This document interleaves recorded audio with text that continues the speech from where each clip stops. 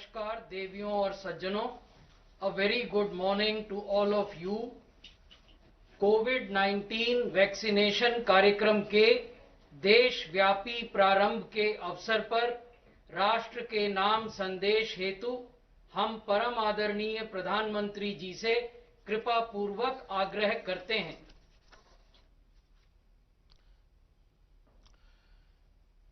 मेरे प्यारे देशवासियों, नमस्कार। आज के दिन का पूरे देश को बेसब्री से इंतजार रहा है।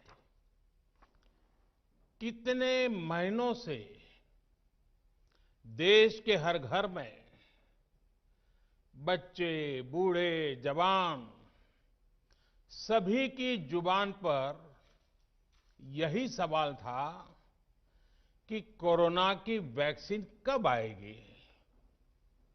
तो अब कोरोना की वैक्सीन आ गई है, बहुत कम समय में आ गई है।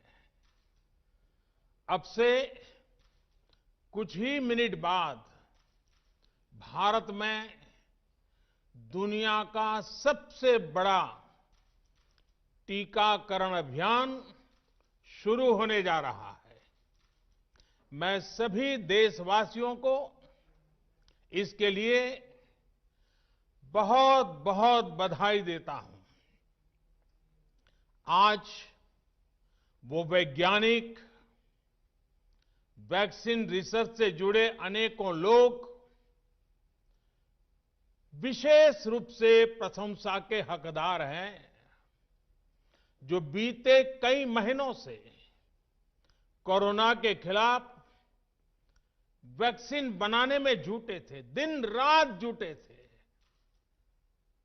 न उन्होंने त्योहार देखा है, न उन्होंने दिन देखा है, न उन्होंने रात देखी है। आमतौर पर एक वैक्सीन बनाने में बरसों लग जाते हैं, लेकिन इतने कम समय में एक नहीं, दो मेड इन इंडिया वैक्सीन तैयार हुई है। इतना ही नहीं, कई और वैक्सीन पर भी काम तेज गति से चल रहा है। ये भारत के सामर्थ्य, भारत की वैज्ञानिक दक्षता, भारत के टैलेंट का जीता जागता सबूत है।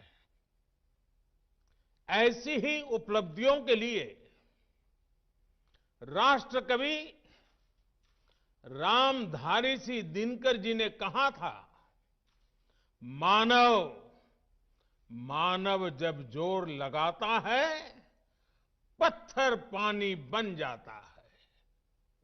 भाइयों और बहनों, भारत का टीकाकरण अभियान बहुत ही मानवीय और महत्वपूर्ण सिद्धांतों पर आधारित है। जिसे सबसे ज्यादा जरूरी है, उसे सबसे पहले कोरोना का टीका लगेगा। जिसे कोरोना संक्रमण का रिस्क सबसे ज्यादा है, उसे पहले टीका लगेगा। जो हमारे डॉक्टर्स हैं, नर्सेस हैं, अस्पताल में सफाई कर्मी हैं, मेडिकल, पैरामेडिकल स्टाफ हैं, वो कोरोना की वैक्सीन के सबसे पहले हकदार हैं। चाहे वो सरकारी अस्पताल में हो या फिर प्राइवेट में, सभी को ये वैक्सीन प्राथमिकता पर लगेगी। इसके बाद उन लोगों को टीका लगाया जाएगा जिन पर जरूरी सेवाओं और देश की रक्षा या कानून व्यवस्था की जिम्मेदारी है। जैसे हमारे सुरक्षा बल हो गए, पुलिसकर्मी हो गए, फायर ब्रिगेड के लोग हो गए, सफाई कर्मचारी हो गए, इन सभी को ये वैक्सीन प्राथमिकता पर लगेगी। और मैंने जैसा पहले भी कहा है, इनकी संख्या करीब करीब 3 करोड़ होती है। इन सभी के वैक्सीनेशन का खर्च भारत सरकार द्वारा उठाया जाएगा। साथियों, इस टीकाकरण अभियान की पुख्ता तैयारियों के लिए राज्य सरकारों के सहयोग से देश के कोने-कोने में ट्रायल्स किए गए हैं, ड्राई रन्स हुए हैं। विशेष तौर पर बनाए गए कोविन डिजिटल प्लेटफॉर्म में टीकाकरण के लिए रजिस्ट्रेशन से लेकर ट्रैकिंग तक की व्यवस्था है। आपको पहला टीका लगने के बाद दूसरी डोज कब लगेगी, इसकी जानकारी भी आपके फोन पर दी जाएगी। और मैं सभी देशवासियों को ये बात फिर याद दिलाना चाहता हूं कि कोरोना वैक्सीन की 2 डोज लगनी बहुत जरूरी है। एक डोज ले लिया और फिर भूल गए, ऐसा गलती मत करना। और जैसा एक्सपर्ट्स कह रहे हैं, पहली और दूसरी डोज के बीच लगभग 1 महीने का अंतराल भी रखा जाएगा। आपको ये भी याद रखना है कि दूसरी डोज लगाने के 2 हफ्ते बाद ही आपके शरीर में कोरोना के विरुद्ध जरूरी शक्ति विकसित हो पाएगी। इसलिए टीका लगते ही आप असावधानी बरतने लगें, मास्क निकाल कर रख दें, 2 गज की दूरी भूल जाएं, ये सब मत करिएगा। मैं प्रार्थना करता हूं, मत करिएगा। और मैं आपको एक और चीज बहुत आग्रह से कहना चाहता हूं। जिस तरह धैर्य के साथ आपने कोरोना का मुकाबला किया, वैसे ही धैर्य अब वैक्सीनेशन के समय भी दिखाना है। साथियों, इतिहास में इस प्रकार का और इतने बड़े स्तर का टीकाकरण अभियान पहले कभी नहीं चलाया गया है। ये अभियान कितना बड़ा है, इसका अंदाज आप सिर्फ पहले चरण से ही लगा सकते हैं। दुनिया के 100 से भी ज्यादा ऐसे देश हैं जिनकी संख्या 3 करोड़ से कम है, और भारत वैक्सीनेशन के अपने पहले चरण में ही 3 करोड़ लोगों का टीकाकरण कर रहा है। दूसरे चरण में हमें इसको 30 करोड़ की संख्या तक ले जाना है।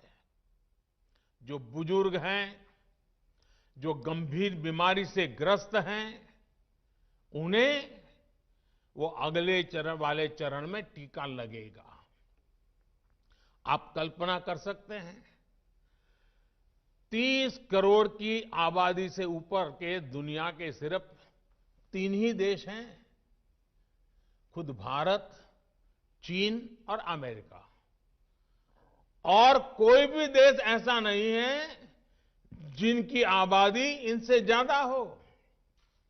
इसलिए भारत का टीकाकरण अभियान इतना बड़ा है, और इसलिए ये अभियान भारत के सामर्थ्य को दिखाता है।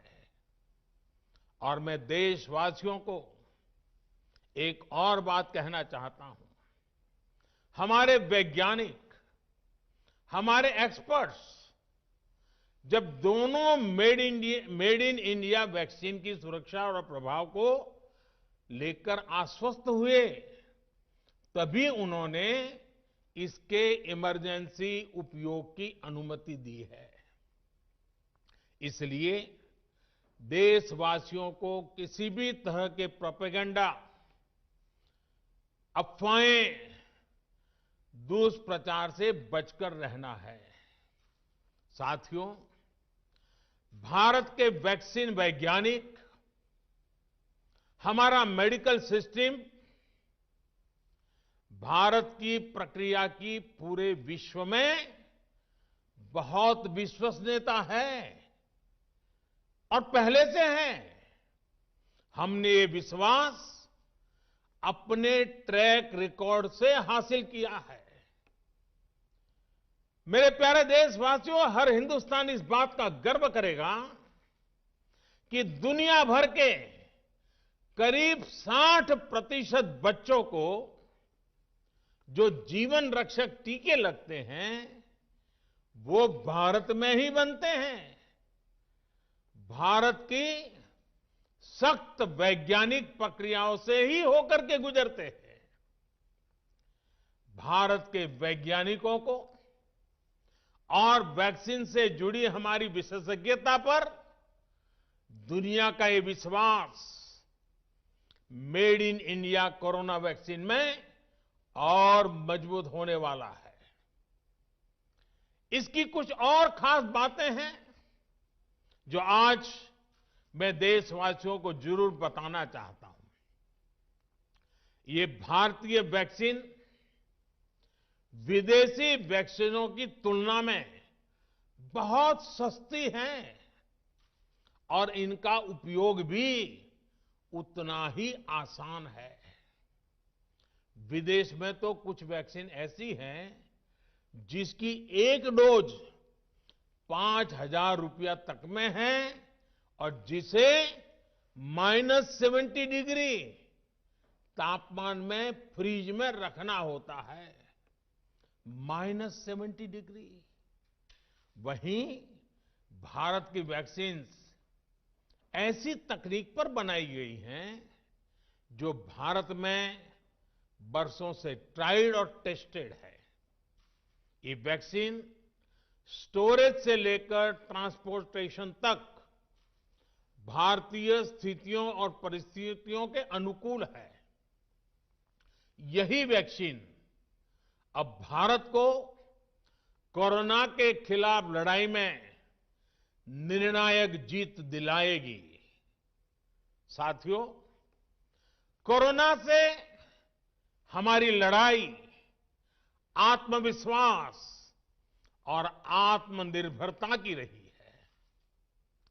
इस मुश्किल लड़ाई से लड़ने के लिए हम अपने आत्मविश्वास को कमजोर नहीं पड़ने देंगे। ये प्रण हर भारतीय में दिखाई दिया है। संकट कितना ही बड़ा क्यों न हो, देशवासियों ने कभी आत्मविश्वास खोया नहीं। जब भारत में कोरोना पहुंचा, तब देश में कोरोना टेस्टिंग की एक ही लैब थी। हमने अपने सामर्थ्य पर विश्वास रखा और आज 2300 से ज्यादा लैब्स का नेटवर्क हमारे पास है। शुरुआत में हम mask, PPE kit, testing kits, ventilators जैसे जरूरी सामान के लिए भी विदेशों पर निर्भर थे। आज इन सभी सामानों के निर्माण में हम आत्मनिर्भर हो गए हैं और इनका निर्यात भी कर रहे हैं।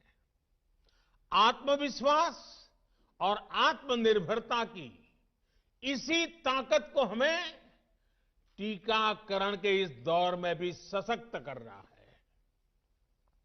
साथियों, महान तेलुगु कवि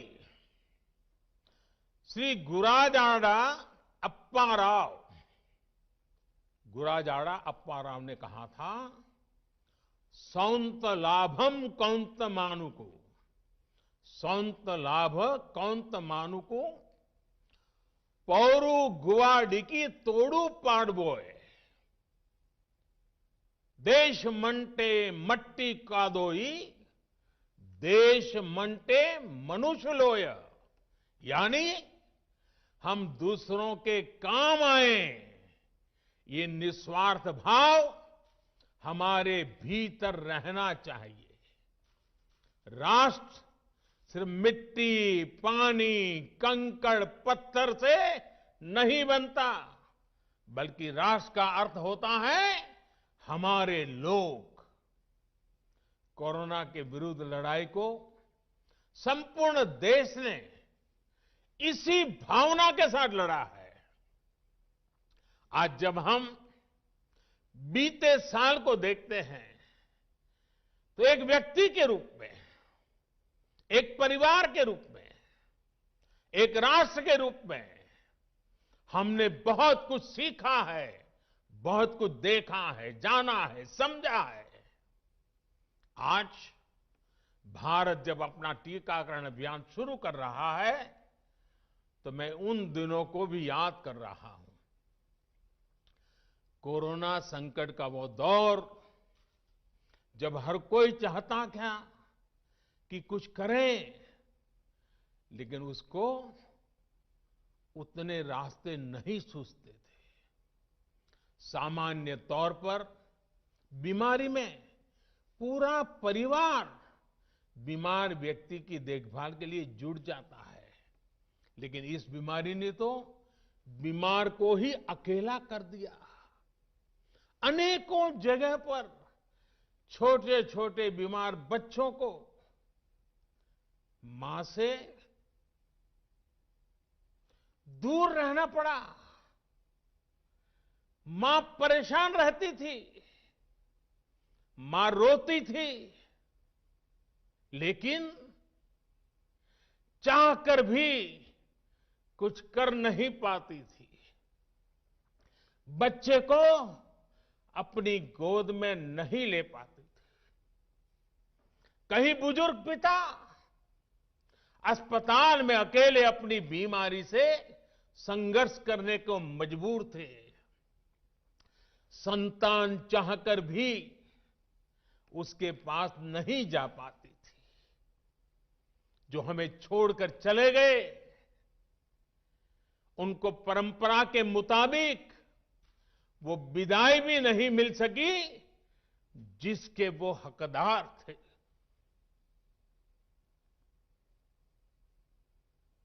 जितना हम उस समय के बारे में सोचते हैं, मन सिहर जाता है,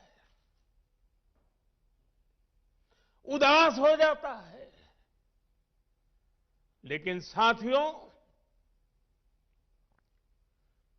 संकट के उसी समय में, निराशा के उसी वातावरण में कोई आशा का भी संचार कर रहा था। हमें बचाने के लिए अपने प्राणों को संकट में डाल रहा था। हमारे doctor, nurse, paramedical staff, ambulance driver, ASHA worker, सफाई कर्मचारी, पुलिस के साथी और दूसरे फ्रंटलाइन वर्कर्स, उन्होंने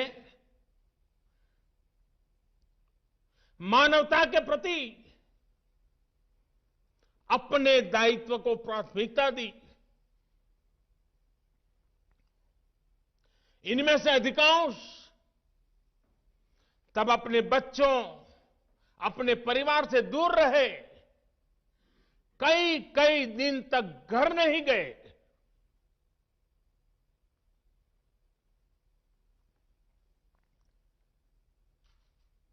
सैकड़ों साथी ऐसे भी हैं जो कभी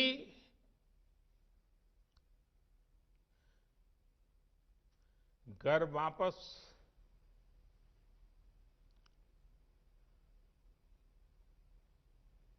लौट ही नहीं आ पाए। उन्होंने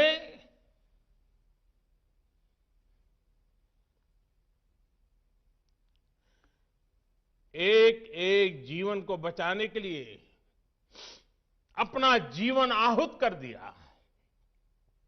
इसलिए आज कोरोना का पहला टीका स्वास्थ्य सेवा से जुड़े लोगों को लगाकर एक तरह से समाज अपना ऋण चुका रहा है। ये टीका उन सभी साथियों के प्रति कृतज्ञ राष्ट्र की आदरांजलि भी है। भाइयों और बहनों, मानव इतिहास में अनेक विपदाएं आई, महामारियां आई, भीषण युद्ध हुए, लेकिन कोरोना जैसी चुनौती की किसी ने कल्पना नहीं की थी। ये एक ऐसी महामारी थी जिसका अनुभव ना तो साइंस को था, ना ही सोसाइटी को था।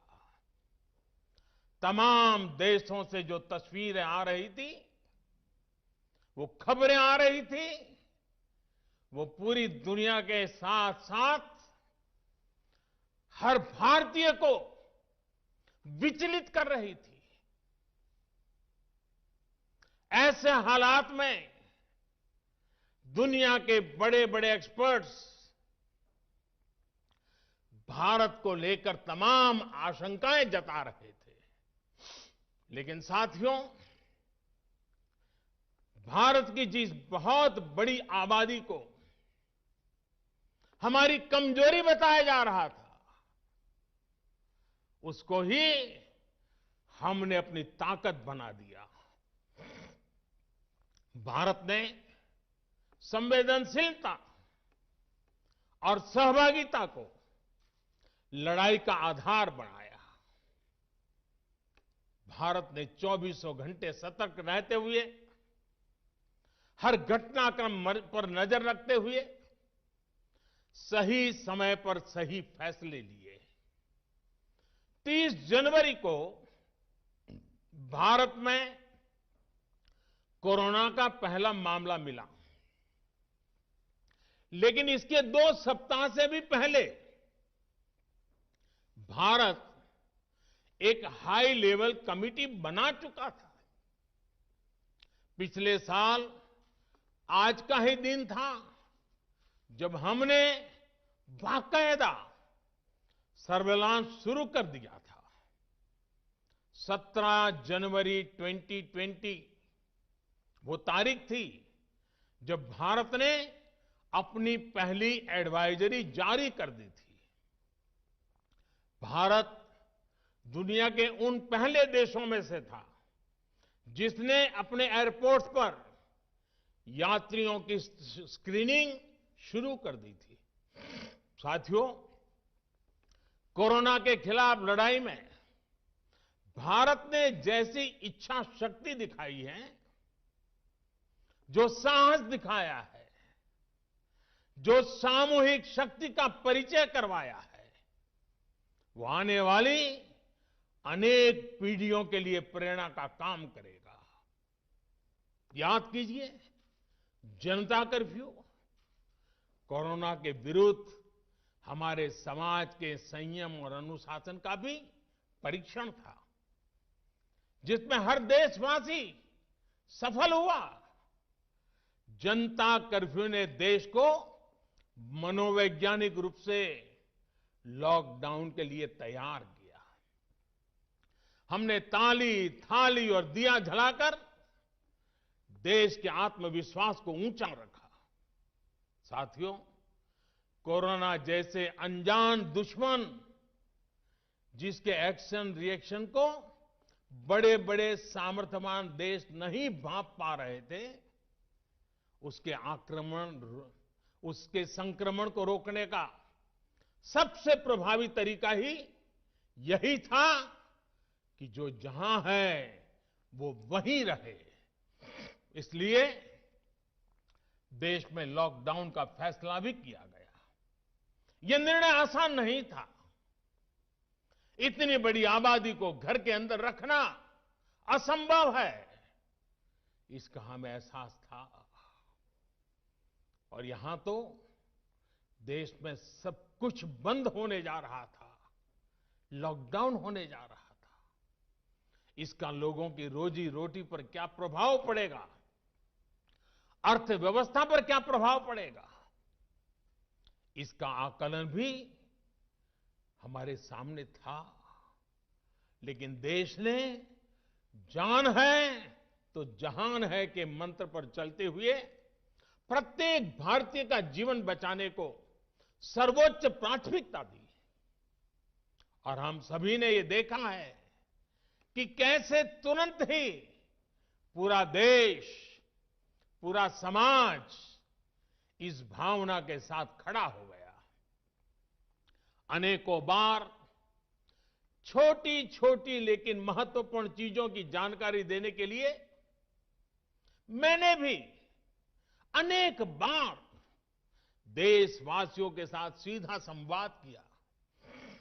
एक तरफ जहां गरीबों को मुफ्त भोजन की व्यवस्था की गई, तो वहीं दूध, सब्जी, राशन, गैस, दवा ऐसी जरूरी चीजों की सुचारू आपूर्ति सुनिश्चित की गई। देश में व्यवस्थाएं ठीक से चलें, इसके लिए गृह मंत्रालय ने 24/7 कंट्रोल रूम शुरू किया, जिस पर हजारों कॉल्स का जवाब दिया गया, लोगों को समाधान दिया गया। साथियों, कोरोना के विरुद्ध इस लड़ाई में हमने कदम कदम पर दुनिया के सामने उदाहरण प्रस्तुत किया है। ऐसे समय में जब कुछ देशों ने अपने नागरिकों को चीन में बढ़ते कोरोना के बीच छोड़ दिया था, तब भारत चीन में फंसे हर भारतीय को वापस लेकर आया। और सिर्फ भारत के ही नहीं, हम कई दूसरे देशों के नागरिकों को भी वहां से वापस निकाल करके लाए। कोरोना काल में वंदे भारत मिशन के तहत 35 लाख से ज्यादा भारतीयों को विदेशों से भारत लाया गया। मुझे याद है, एक देश में जब भारतीयों को टेस्ट करने के लिए मशीनें कम पड़ रही थी, तो भारत ने पूरी टेस्टिंग लैब यहां से वहां भेज करके उसको वहां सजाया, लगाया, ताकि वहां से भारत आ रहे लोगों को टेस्टिंग की दिक्कत ना हो। साथियों, भारत ने इस महामारी से जिस प्रकार से मुकाबला किया, उसका लोहा आज पूरी दुनिया मान रही है। केंद्र और राज्य सरकारें, स्थानीय निकाय, हर सरकारी संस्थान, सामाजिक संस्थाएं कैसे एकजुट होकर बेहतर काम कर सकते हैं, ये उदाहरण भी भारत ने दुनिया के सामने रखा। इसरो, डीआरडीओ, फौज से लेकर किसानों और श्रमिकों तक सभी एक संकल्प के साथ कैसे काम कर सकते हैं, ये भारत ने दिखाया है। 2 गज की दूरी और मास्क है जरूरी, उस पर फोकस करने वालों में भी भारत अग्रणी देशों में रहा। भाइयों और बहनों, आज इन्हीं सब प्रयासों का परिणाम है कि भारत में कोरोना से होने वाली मृत्यु की दर कम है और ठीक होने वालों की दर बहुत अधिक है। देश के कई जिले ऐसे हैं जहां एक भी व्यक्ति को हमें कोरोना की वजह से खोना नहीं पड़ा। इन जिलों में हर व्यक्ति कोरोना से ठीक होने के बाद अपने घर पहुंचा है। बहुत से जिले ऐसे भी हैं जहां बीते 2 सप्ताह से कोरोना संक्रमण का एक भी केस नहीं आया है। जहां तक कि लॉकडाउन के से प्रभावित अर्थव्यवस्था की रिकवरी में भी भारत दुनिया में आगे निकल रहा है।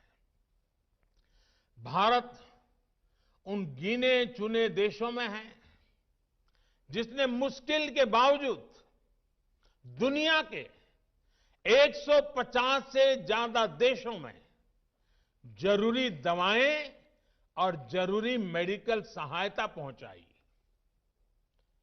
पैरासीटामोल हो, हाइड्रोक्सी क्लोरोक्विन हो, टेस्टिंग से जुड़ा सामान हो, भारत ने दूसरे देश के लोगों को भी बचाने की हर संभव कोशिश की।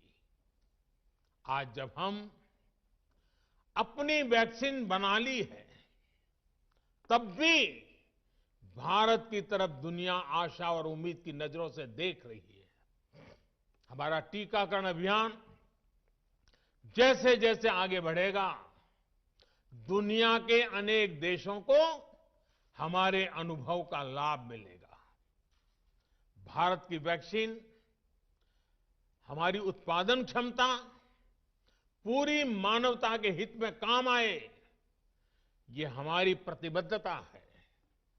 भाइयों और बहनों, ये टीकाकरण अभियान अभी लंबा चलेगा।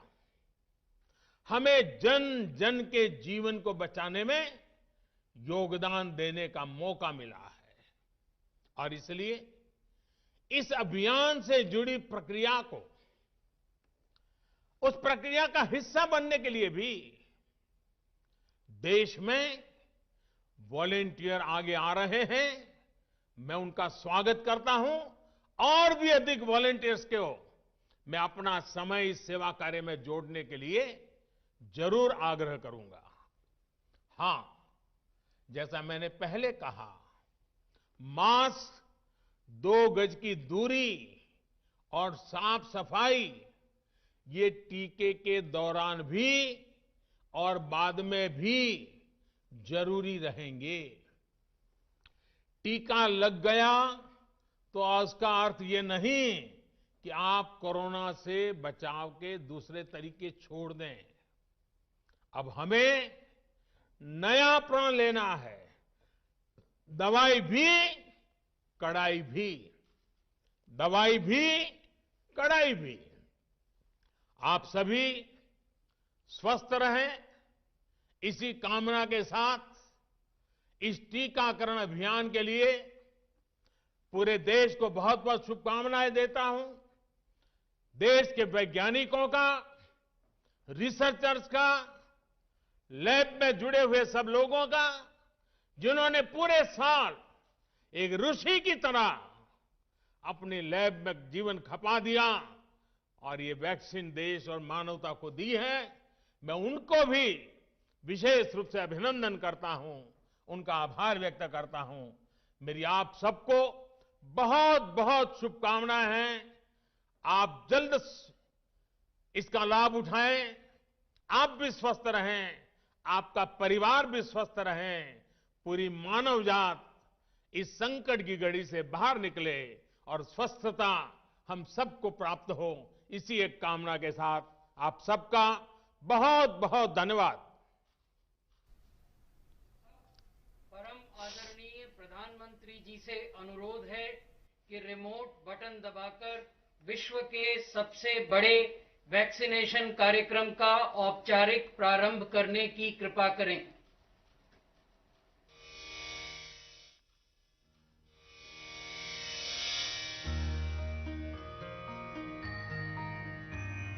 सर्वे भवन्तु सुखिनः, सर्वे सन्तु निरामयाः, सर्वे भवन्तु सुखिनः, सर्वे सन्तु निरामयाः।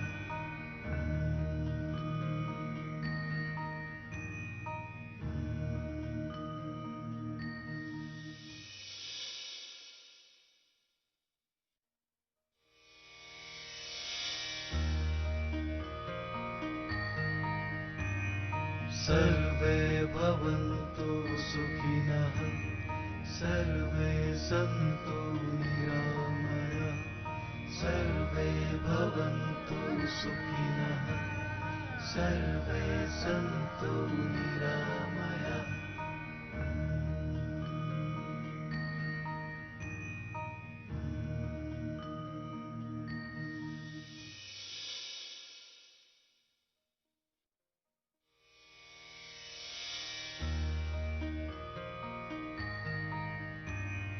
सर्वे भवन्तु सुखिनः सर्वे सन्तु निरामयाः सर्वे भवन्तु सुखिनः सर्वे सन्तु